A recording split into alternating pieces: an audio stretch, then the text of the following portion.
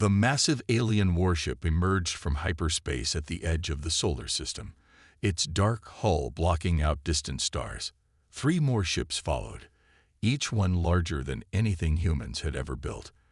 They belonged to the Terrian Empire, a race of giants who had conquered 12 star systems in the last 50 years. General Vale stood on his command bridge, his 9-foot-tall frame towering over his officers as they studied the readings from Earth's defense fleet. His purple skin wrinkled in amusement as he watched the human ships move into defensive positions. "Show me their military forces," he ordered, his deep voice echoing across the bridge. A hologram appeared, displaying detailed scans of the human fleet. The Terrian analysts zoomed in on images of human soldiers aboard their ships. The aliens burst into laughter when they saw the size of Earth's defenders.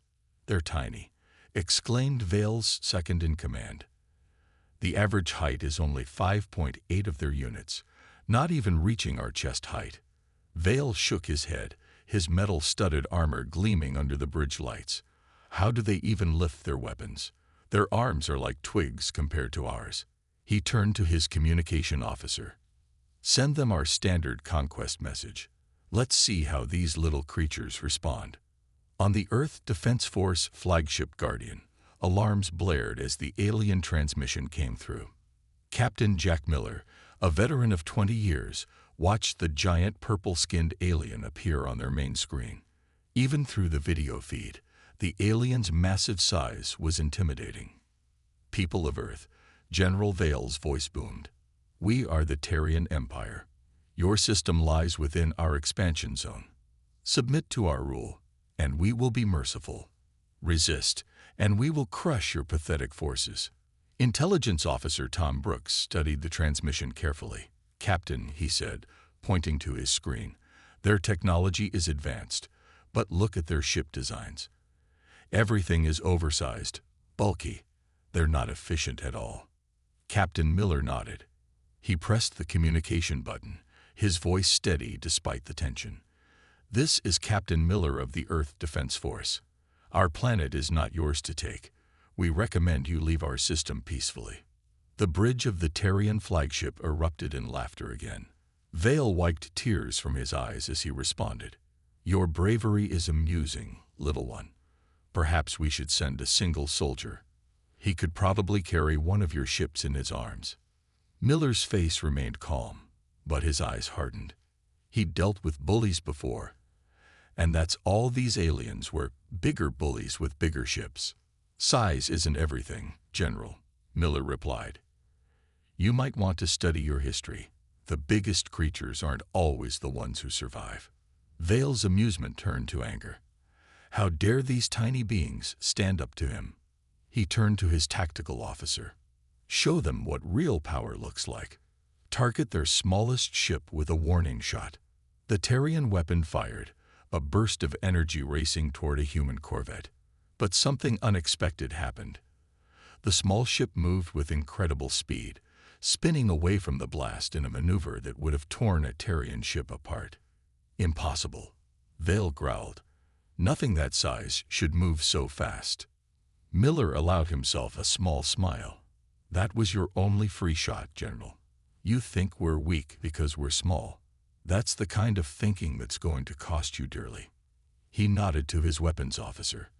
The Guardian's main gun fired, its energy beam precisely targeting a weak spot in the Terrian flagship's shields. The blast was smaller than the Terrian weapon, but it slipped through their defenses and scorched the larger ship's hull. Vale's bridge erupted in chaos. How did they find that weakness? "Our shields are the strongest in the galaxy." "Sir," his tactical officer reported, "their weapons are. They're incredibly precise. The energy beam was focused to an exact frequency that matched our shield harmonics." The general's confidence wavered for the first time. These humans weren't just small, they were smart. And as he watched their fleet move with perfect coordination, each ship covering the others with practiced ease, he realized he might have made a terrible mistake. The invasion of Earth wasn't going to be the easy victory he promised his emperor. These tiny humans had teeth, and they knew how to use them. Tom Brooks sat in the intelligence center of the Guardian, surrounded by screens showing data from the Terrian ships. His team had been working nonstop since the first contact, analyzing every piece of information they could gather about these giant aliens. "Captain Miller needs to see this," he said, grabbing his tablet. He hurried to the bridge, where Miller was coordinating with other Earth Defense Force ships. "Sir," Brooks called out, "we found something important about their technology." He pulled up a hologram showing the inner workings of a Terrian ship. "Everything they build is wasteful. Their engines use 3 times more fuel than ours. Their weapons need massive power supplies. Even their doors are energy inefficient." Miller studied the data carefully. They've never had to worry about conservation, he realized. Being so big, they just take what they want from smaller species. The bridge crew fell silent as another transmission came in from the Terrian flagship. General Vale's massive face filled the screen, his expression dark with anger. "Your lucky shot means nothing," Vale growled. "We have conquered 12 systems. Our smallest ship could crush your entire fleet. This is your final chance to surrender." Miller stood up, facing the alien leader. "General Vale, I'm going to tell you something important. Throughout Earth's history, larger creatures often lost to smaller ones. Do you know why?" Vale laughed, but there was uncertainty in his eyes. "Are you trying to teach me warfare, tiny one?" "I'm trying to save lives." "Yours included," Miller replied calmly. "Smaller doesn't mean weaker. It means we had to become smarter, faster, more efficient. Every piece of technology we own is perfectly sized for us, wasting nothing." Brooks stepped forward, adding to Miller's point. "Your ships are impressive, General, but they're like ancient dinosaurs. Big, powerful, and headed for extinction if they don't adapt." The Terrian commander slammed his massive fist down, making his own bridge crew jump. "You dare compare us to extinct creatures? We are the strongest military force in this sector." "Strength isn't just about size," Miller continued. "Look at your own scans. Our ships can outmaneuver yours. Our weapons are precise enough to target weak points you didn't even know you had. And you haven't seen our ground forces yet." Vale's laughter boomed through the speakers. "Ground forces? Your soldiers are the size of our children. One Terrian warrior could defeat 10 of yours." Miller shared a knowing look with Brooks. They had both seen the combat simulations. "Would you like to test that theory, General? Because I guarantee you're not ready for what human soldiers can do." The Terrian's face turned a darker shade of purple. "You're bluffing. No species your size has ever defeated us." "Then we'll be the first," Miller said firmly. "We're giving you one chance to leave peacefully. After that, we'll show you exactly why size doesn't matter in modern warfare." Vale cut the transmission abruptly. On the Guardian's bridge, Brooks turned to his captain. "He's not going to back down, is he?" Miller shook his head. "No, their entire empire is built on being the biggest and strongest. They can't accept that they might lose to someone smaller." He pressed a button on his chair, opening a channel to all Earth forces. "All units, prepare for combat. The enemy thinks we're weak because we're small. Let's show them how wrong they are." Throughout the human fleet, soldiers and crews rushed to their stations. They had trained for this moment, developed technologies and tactics specifically designed to overcome larger opponents. Their ships might be smaller, but they were faster, more agile, and packed with innovations the Terrians couldn't imagine. As the massive alien ships moved closer to Earth's defense line, Miller watched his tactical display with calm determination. The Terrians were about to learn a harsh lesson about underestimating humanity.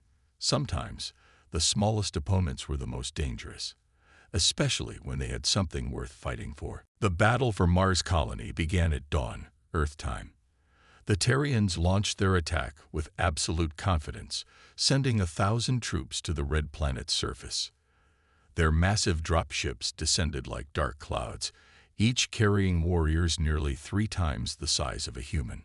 "Look at their tiny buildings," laughed Commander Dex of the Terrian ground forces. Their Mars colony looks like a child's toy set. He stood in his dropship, towering over his troops in their heavy battle armor. Each Terrian soldier carried enough firepower to level a small building. But as the aliens approached the colony's outer defenses, something felt wrong. The human structures were too quiet, too empty. "Where are their defenders?" Dex demanded, scanning the area. "Surely they haven't abandoned their colony."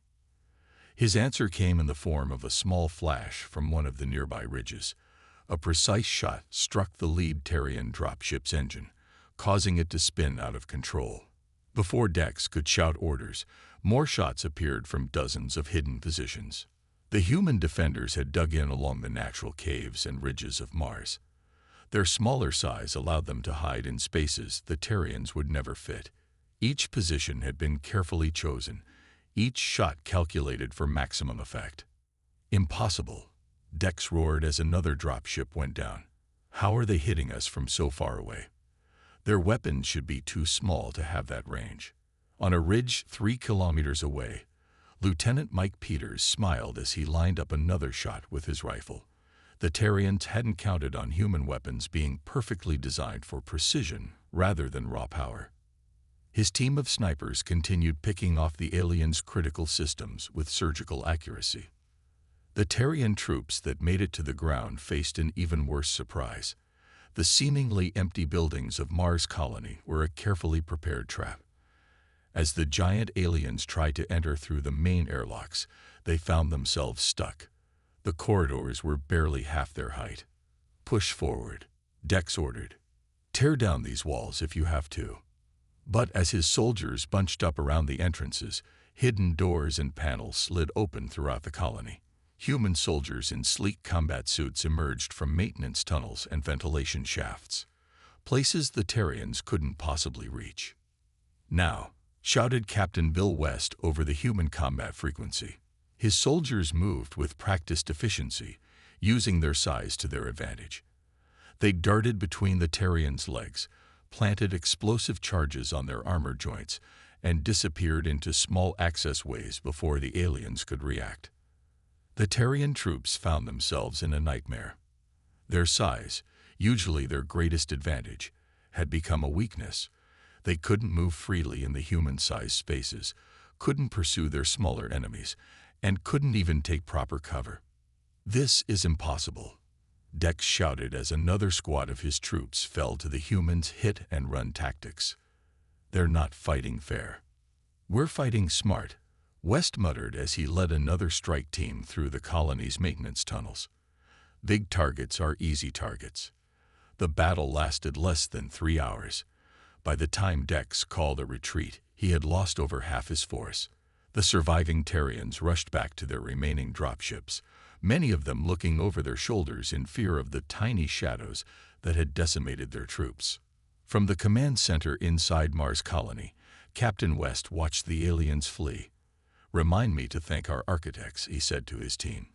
"Building everything to human scale was the best defense we could have asked for." Lieutenant Peters joined him, his sniper rifle slung over his shoulder. "Did you see their faces when they realized they couldn't fit through the doors? Priceless. They thought size was everything," West replied. "Now they know better. This was just the first battle, but it won't be the last." High above Mars, aboard the Guardian, Captain Miller received the battle report with grim satisfaction. "Send word to Earth," he ordered. "The Terrians just learned their first lesson about humanity. Let's get ready to teach them a few more." Lieutenant Ann Ward stood before the captured Terrian battle suit, which towered over her like a small building. Her team of engineers had spent the last 24 hours studying the alien technology recovered from the Mars battle. "Look at this waste," she said, pointing to the suit's power core. "They're using enough energy to power a small city, just to move this thing around." She turned to face the gathered military commanders watching her presentation. Captain Miller was there, along with other fleet officers who had come to see what they'd learned about their enemy's technology. They stood in a large hangar aboard the Guardian, where the captured alien equipment had been brought for study. "Now watch this," Anne said with pride. She walked over to a human-sized battle suit standing nearby. It was sleek, smooth, and looked tiny compared to the alien armor. Our suit uses 1/10 the power, but actually moves faster. Want to see why? She pressed a button, and both suits were scanned by blue light.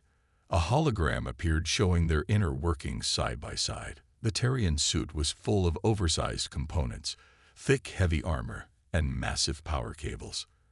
The human suit was a marvel of compact engineering, with every component perfectly sized and placed. They build everything big because they can, Anne explained. They've never had to worry about efficiency. But look here. She zoomed in on the joint mechanisms. Their knee joint alone weighs as much as our entire leg assembly. And ours is stronger. One of the commanders raised his hand. How is that possible? Simple physics, Anne replied. We've spent centuries making things smaller and more efficient. Our motors use new materials that are lighter but stronger. Our power systems are compact but more powerful. Even our weapons are better designed. To demonstrate, she picked up a Terrian rifle. It took both arms to lift it, and set it beside a human weapon. Their gun fires huge plasma bolts that waste enormous energy. Ours fires concentrated beams that use a fraction of the power but penetrate better. The presentation was interrupted by alarms. On the main screen, they could see 3 Terrian ships approaching the Guardian's position. Perfect timing, Anne said with a smile. You're about to see the difference in action. Captain Miller rushed to the bridge, just in time to see the alien ships launching fighters. The massive Terrian craft looked impressive, their weapons glowing with powerful energy signatures. Launch our fighters, Miller ordered. Let's show them what human engineering can do. The Guardian's fighters streamed out of their launch bays. They looked tiny compared to the Terrian ships, but they moved with incredible speed and precision. As the two forces met in space, the difference became clear. The Terrian fighters were powerful but slow, their huge engines struggling to match the humans' maneuverability. Human pilots darted between their enemies, their smaller ships turning and accelerating in ways the alien craft couldn't match. Their size is working against them again, Anne commented, watching from the bridge. Those big ships need huge amounts of fuel for each turn. Our fighters can make 3 moves for the same energy cost. The battle was short but decisive. The human fighters, despite being a third the size of their opponents, systematically disabled the Terrian craft. Their precise weapons found weak points in the alien shields. Their superior mobility kept them out of danger. Back in the hangar afterward, Anne stood before the captured Terrian suit again. Engineers were already taking it apart, learning its secrets, not to copy them, but to understand their weaknesses better. You know what's funny? She said to Miller as he joined her. They probably think we're primitive because our technology is small. They don't understand that making things smaller and more efficient, that's the real advanced technology. Miller nodded, watching his crews work. The Terrians are about to learn that the hard way. In technology, like in nature, it's not the biggest that survives. It's the most adaptable. And humans, Anne added with a smile, are very good at adapting. Commander Rick Stone pressed himself against the inner wall of the Terrian ship's ventilation duct. His 5-person team waited silently behind him, their dark combat suits blending into the shadows. The duct, designed to move air for the giant aliens, was like a subway tunnel to the human soldiers. Remember, Rick whispered into his comm, they don't guard these spaces because they can't fit in them. That's our advantage. The team had spent 3 hours crawling through the massive alien vessel's maintenance systems. They passed above meeting rooms where Terrian officers planned their attacks, never knowing that human soldiers were mere feet away, listening to every word. In position, came a whisper from Jim, Rick's demolition expert. He had reached a critical power junction that supplied energy to the ship's main weapons. Ready here, added Mary from her position near the engine control systems. The rest of the team confirmed their positions at other vital points throughout the ship. Above them, the Terrian crew went about their duties, completely unaware of the humans moving through their ship like ghosts. The aliens had dismissed early reports of intruders as impossible. After all, no warrior could fit in those tiny maintenance spaces. Rick checked his tactical display. "Begin Operation Shadow," he ordered quietly. Throughout the ship, his team placed small explosive charges at key points. The devices were tiny by Terrian standards, so small their sensors didn't even detect them. But they were precisely positioned where they would do the most damage. Suddenly, alarms blared through the ship. "Intruder alert," boomed a Terrian voice over the speakers. "Security teams to level 4. Rick smiled. The Terrians had finally spotted one of his decoys, a small drone designed to draw attention away from his real team. "They're so predictable," he whispered. 3, 2, 1. The charges detonated simultaneously. Each explosion was small, but their locations were perfect. Power systems failed. Engine controls went dark. Weapon systems shut down. Chaos erupted among the Terrian crew. The giant aliens rushed to respond, but they couldn't reach the damaged areas. The access points were too small for their massive frames. "How is this possible?" roared the Terrian captain. "These damages are deep inside our ship. No one could reach those places." Rick's team was already moving to their extraction point, crawling through ducts and passages that might as well have been highways to them. They passed panicked Terrian crews trying to restore power, completely unaware that their tiny enemies were right above their heads. "Command, this is Shadow Team," Rick reported as they reached their exit point. "Target ship disabled. Moving to Phase 2. Across the sector, similar scenes played out on other Terrian vessels. Small human teams had infiltrated half their fleet, turning the aliens' massive ships into vulnerable targets. The Terrians' size, usually their greatest advantage, had become their biggest weakness. Back aboard the Guardian, Captain Miller watched as the disabled Terrian ships drifted helplessly. "Send the message," he ordered. The transmission went out to all Terrian vessels. "Your ships are compromised. We can disable them at will. Any space you can't fit into belongs to us now." The response was immediate. Terrian commanders reported shadow warriors in their ships, mysterious failures in critical systems, and the terrifying reality that they couldn't protect their vessels from these tiny invaders. "These humans," one Terrian officer reported fearfully to General Vale, "they're everywhere and nowhere. We can't fight what we can't reach." As Rick's team returned to their ship, he overheard the transmission and smiled. "They thought bigger meant better," he said to his team. "They never considered that being small could be a tactical advantage." "Size matters," Mary replied with a grin, "but not the way they thought it did." The message was clear. The Terrian Empire's mighty ships had become their own prisons, with humans moving freely through their walls like modern-day ninjas. The giants of space were learning a hard lesson about underestimating smaller opponents. General Vale paced in his command center, his massive frame casting shadows in the emergency lighting. Half his fleet's ships were disabled, their systems compromised by the tiny human warriors he had once mocked. His own flagship was running on backup power after another human raid. "We must adapt," he thundered to his engineering team. "Build smaller robots, create tiny drones. We cannot let these humans make fools of us any longer." The Terrian engineers worked frantically, trying to copy human tactics. They designed smaller combat units, built miniature weapons, and programmed drones to patrol their ventilation systems. But something wasn't working right. "Sir," reported his chief engineer, "the small combat robots keep failing. They don't have the same flexibility as human soldiers. They can't make quick decisions in tight spaces."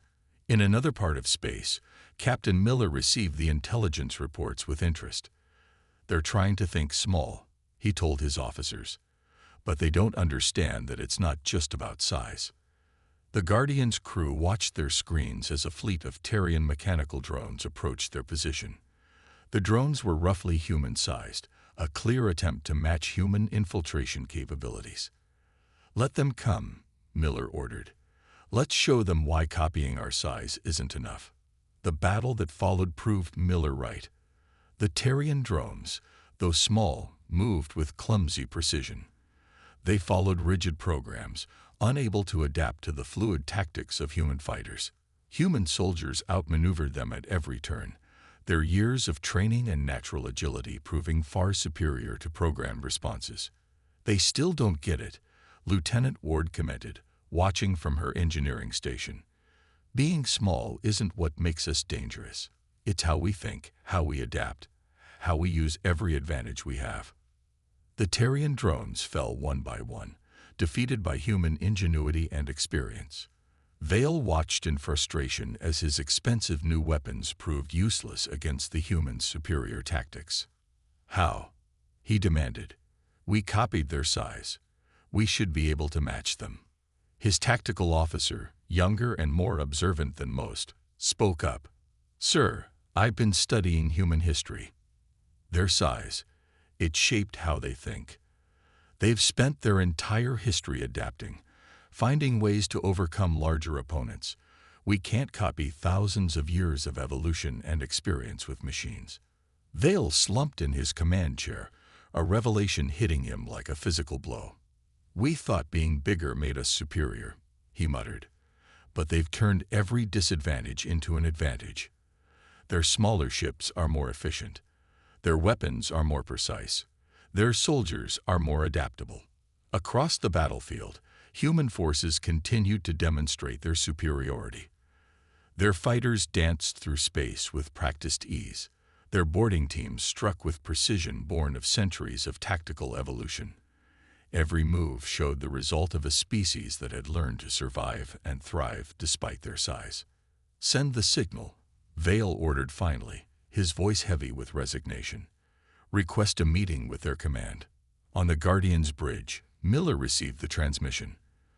The mighty Terrian general, who had once laughed at humanity's tiny army, was asking for peace talks. "They're learning," Miller told his crew.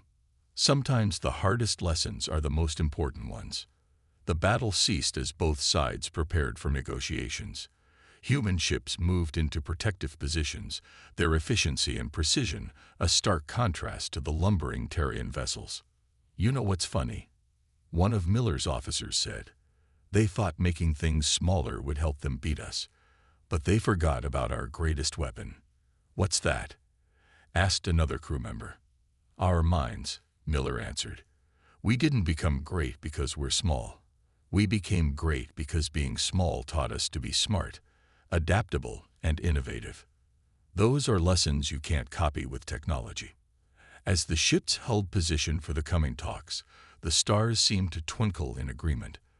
The giants of space had finally learned that in the vastness of the universe, size truly didn't matter, but intelligence, adaptability, and determination did. The peace conference took place on a neutral space station, specially modified to accommodate both human and Terrian delegates. General Vale had to duck to enter the meeting room, while Captain Miller and his team walked in comfortably.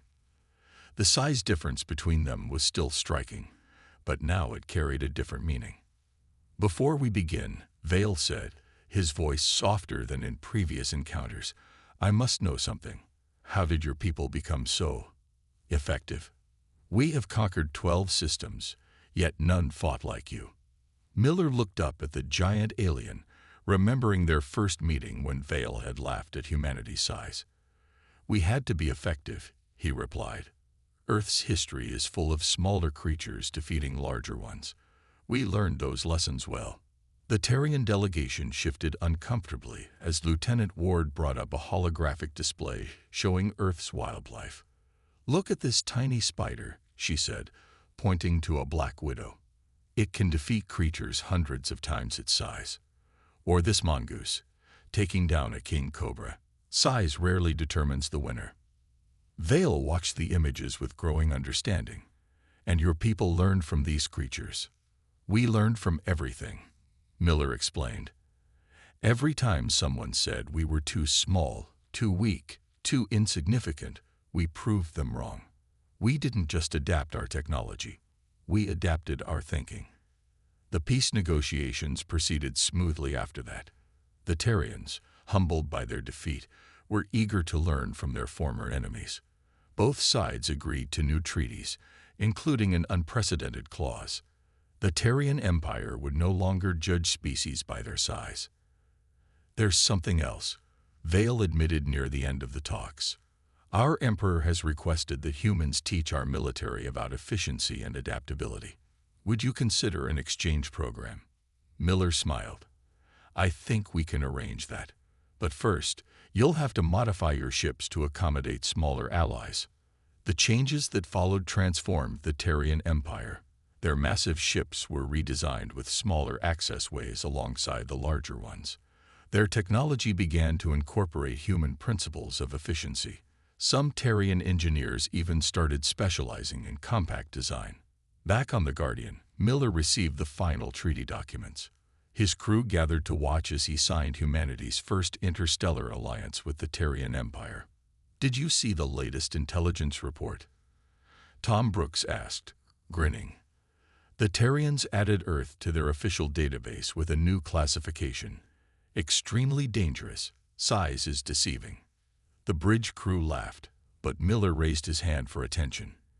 "You know what's really important about this victory?" he asked. "We didn't just prove ourselves. We helped the Terrians become better too. They're learning that bigger isn't always better." Reports came in from across the galaxy. Other alien species, hearing about how the tiny humans had defeated the mighty Terrian Empire, began requesting diplomatic relations with Earth. The story of humanity's victory spread, changing how the galaxy viewed size and power. 1 month later, Vale visited Earth for the first time. Standing in New York City, surrounded by buildings that barely reached his chest, he turned to Miller. "I understand now," he said. "Your cities, your machines, your weapons, everything you build is perfectly sized for its purpose. No waste, no excess. Just pure efficiency." "That's humanity's real strength," Miller replied. "We never let our size limit us. Instead, we let it push us to be better, smarter, more innovative." The sun set on the first day of a new era in galactic history. Humanity had earned its place among the stars not by being the biggest or strongest, but by proving that true power comes from adaptation, innovation, and the courage to face any challenge. "You know what's funny?" Miller said, watching Vale duck through another doorway.